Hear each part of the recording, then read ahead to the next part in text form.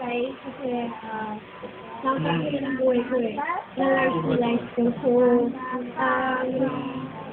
to see them back on stage is such a treat. Not just for me, but for everyone else who's here. Excited ako. Ilang gabi ko na itong ini-imagine.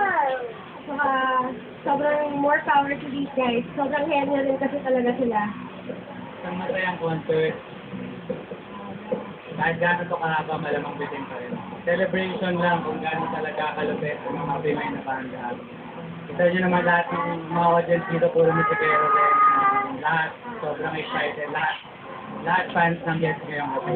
The entire band made it, we told our management no gigs for this day, absolutely no gigs. There's no way that we're gonna miss it. So, I think the drummer's somewhere here. Basta pinapla-out namin yung day na to. I mean, there should be no gig tonight. I was here last night nung sound check and then, I heard them play 2 songs and it's very touching when it's happening. I mean, it's one thing to see them. I mean, they're friends of mine. I see them around. I mean, Buddy's my bandmate. But to see the 4 of them together and actually playing the songs together, iba talaga. It's like, man. Maybe. Hindi ka ma-fan all over again. Finally, after ilang years.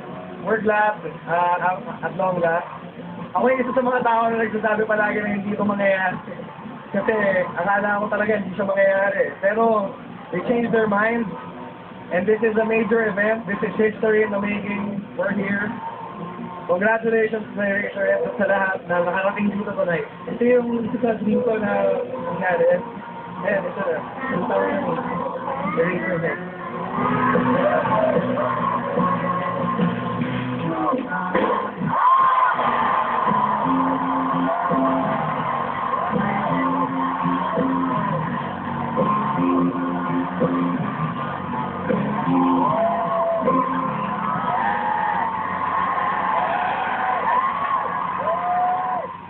It was just like a dream that we saw them again after 6 years. We were so grateful that after 6 years they're back and they all made us happy. We understand that it was unexpected, but nevertheless, we still had a great time tonight. Ay, ang sad no is kasi parang looking forward to see the second set. So, ayun, band pa na gano'n, parang na-experience namin yung Eraser Head. Ito kami, gusto ko na. Kaya lang, talagang Ayusin ko lang, bebe. nangyari. May ipis Okay dyan. lang. Saka sana may take 2. People have waited for a very long time for this, and it was a good chance not just for the people who missed the Eraserheads, but also for those who never even had the chance to see them live. Tsaka there were some people who flew in from other countries. Bumalik talaga sila para naman manood ng Head. So, I'm guessing natuwa naman sila dun, and kahit medyo nakat short nga yung show, okay lang kasi nakita mo rin naman sa reaction ng crowd na wala namang nagalit, wala namang nagpatuhan or anything. It was, ayos lang. They understood. It's a blessing for us all who wanted to see the 4 of them back on stage. Natawa ako nung may mga nag-chant na group hug. Yung setlist nila, medyo halo-halo siya. May mga songs na yung mga favorites talaga ng mga tao. But at the same time, they also played songs na hindi na kailangan mo maging mas fan talaga para ma-appreciate talaga fully. Kaya rin, pinili yung Kama Sutra.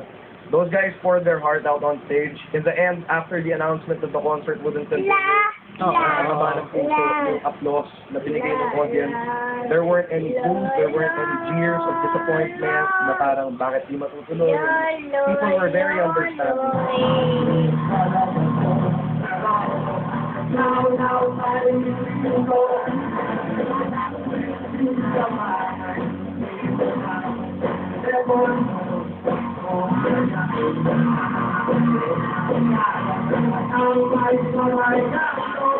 Tapos yung first set, after that, the big song, yung mga nag-detect.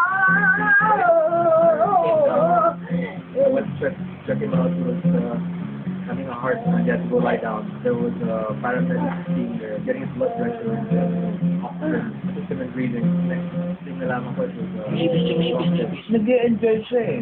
Nung simula. Wait lang, tapos ko na. Mga last week ko, napansin mo din nagkakatingin ng kami. Nagpapawid siya.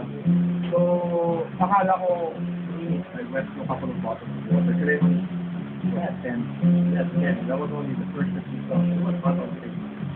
So, couple namin ng fact na may dealing with a lot of stress right now. It's gone to the bottom.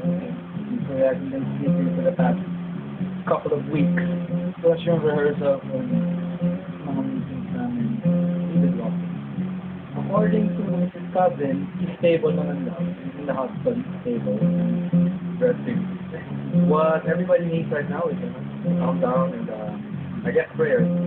I'd do it again. Hindi niyo pa nakikita yung... Hi! Hindi pa eh. We were just in the middle of the set eh. So, private excited also second. The second set was even better and the third set was even better than the second set. Tsaka syempre yung photo ng lahat parang wow. Grabe. Oh, nagulat din tao. Grabe tao. Nakakagulat. Thank you very much for the support. Thank you very much for coming. This is not the last. This is just the first. So we promise to do it again. And thank you for understanding. We know you understand. Yeah. Thank you again.